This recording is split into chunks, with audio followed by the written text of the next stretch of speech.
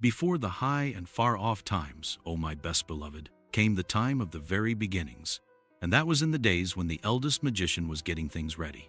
First he got the earth ready, then he got the sea ready, and then he told all the animals that they could come out and play.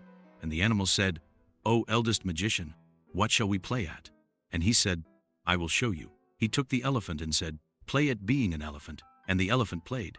He took the beaver and said, "Play at being a beaver," and the beaver played. He took the cow and said, "Play at being a cow," and the cow played. He took the turtle and said, "Play at being a turtle," and the turtle played. One by one he took all the beasts and birds and fishes and told them what to play at.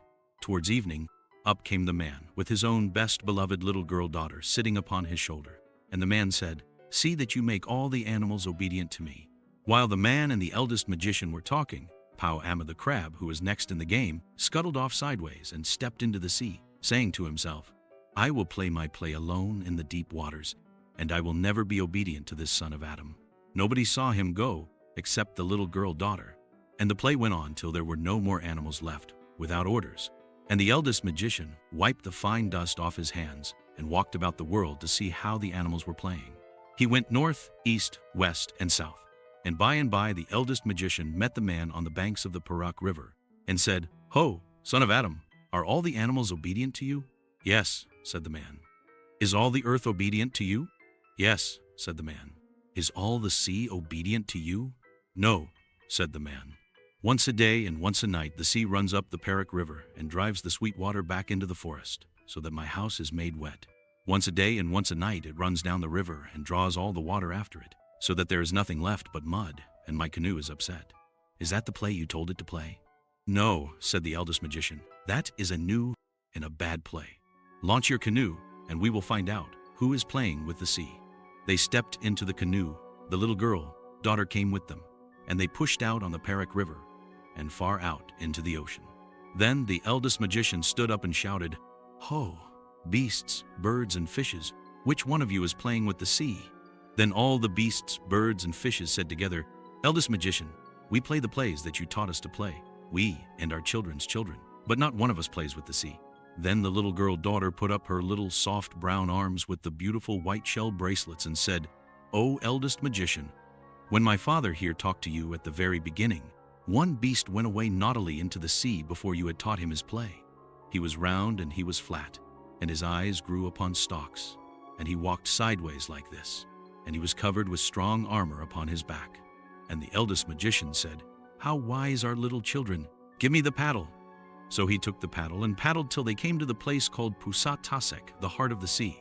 Then the eldest magician slid his arm up to the shoulder through the deep warm water and touched the broad back of Pau-Amma the crab.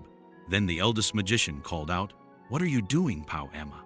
And Pau-Amma, deep down below, answered, "Once a day and once a night I go out to look for my food. Once a day and once a night I return. Leave me alone." Then the eldest magician said, "Listen, Pau-Amma, when you go out from your cave, the waters of the sea pour down into Pusat Tasek. When you come back and sit in Pusat Tasek, the waters of the sea rise.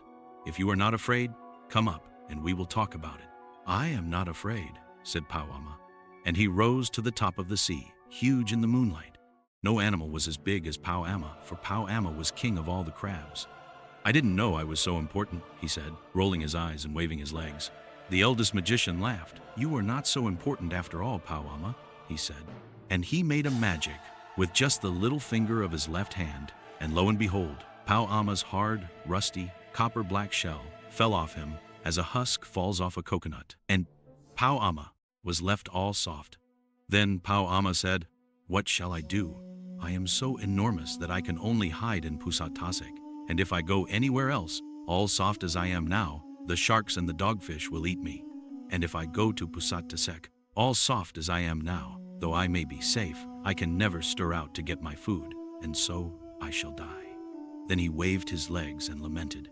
Then the eldest magician made a magic with all 5 fingers of his right hand.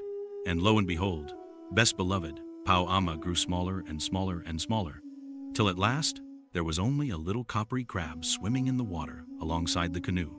And the girl daughter took pity on him and gave him a pair of her scissors, and then Pau-Amma was happier. He waved them in his little arms, and opened them and shut them and snapped them, and said, I can eat nuts, I can crack shells, I can dig holes, I can climb trees, I can breathe in the dry air, and I can find a safe pusatasek under every stone. I did not know I was so important. And the eldest magician said, I will give you back your shell, Pauama, for 11 months of the year. But on the 12th month of every year it shall grow soft again, to remind you and all your children that I can make magics, and to keep you humble, Pauama. And from that day to this, you can see when you go to the beach how all Pauama's babies make little pusataseks for themselves under every stone and bunch of weed on the sands, and you can see them waving their little scissors. But once a year, all Pauamas have to shake off their hard armor and be soft, to remind them of what the eldest magician could do.